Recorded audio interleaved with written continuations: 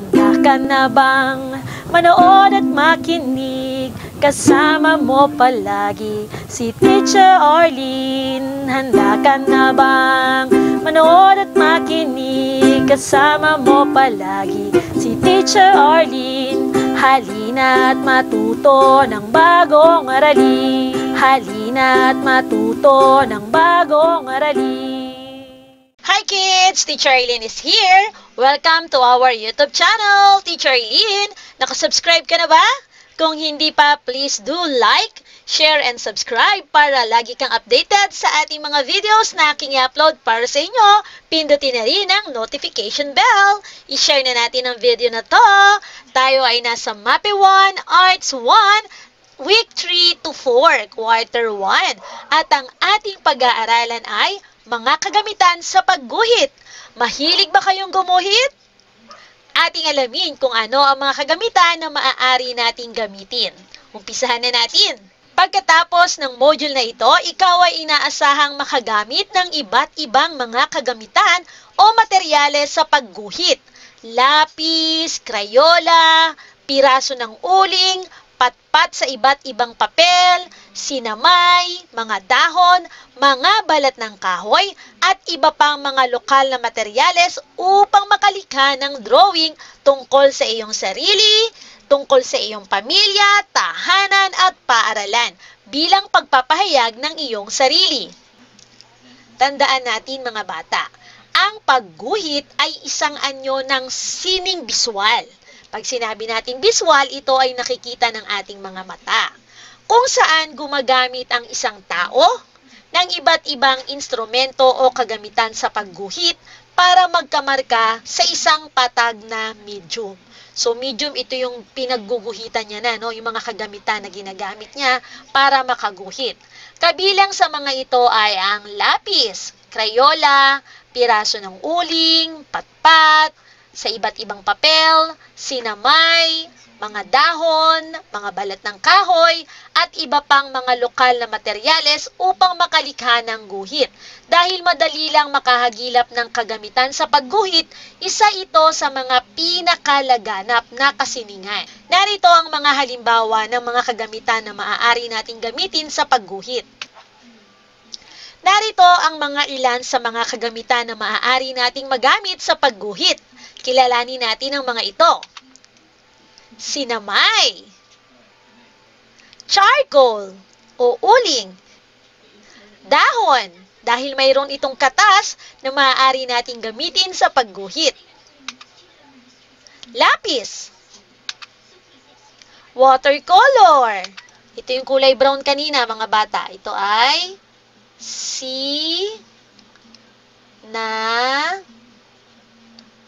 may.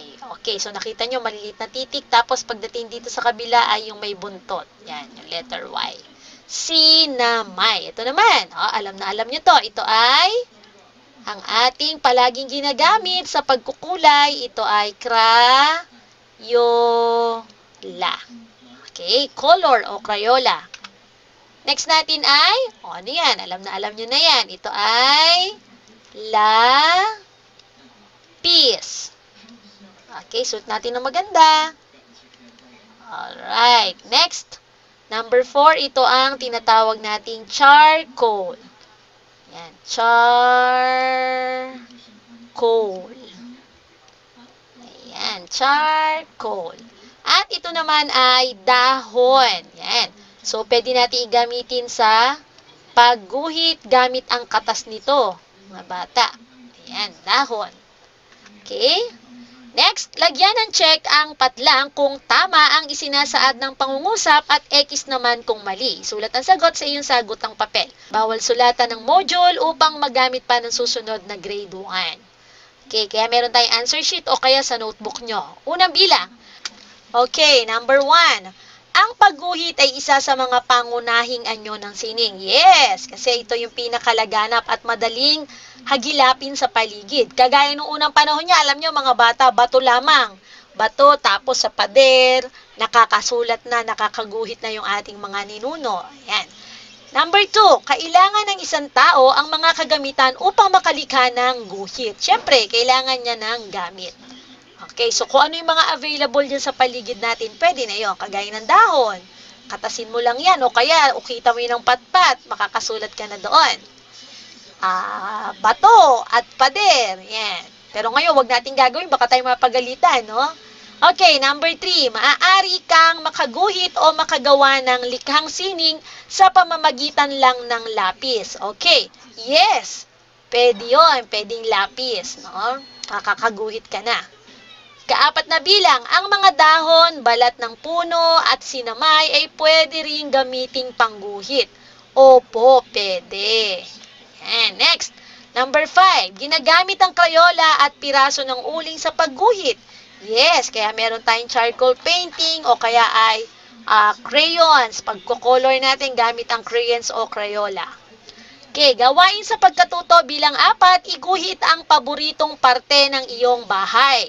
O, ano yung favorite part mo sa bahay nyo? Pumili ng kagamitan sa pagguhit tulad ng lapis, Crayola, piraso ng uling, patpat sa iba't ibang papel, sinamay, mga dahon, mga balat ng kahoy at iba pang mga lokal na materyales na makikita mo sa paligid mo upang makalikha ka ng guhit.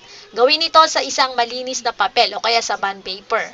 Okay, tapos ipaliwanag ang iyong iginuhit. Bakit yun ang iginuhit mong parte ng inyong bahay? Okay, siguro ngayon ang favorite nyo, yung iyong study area, no?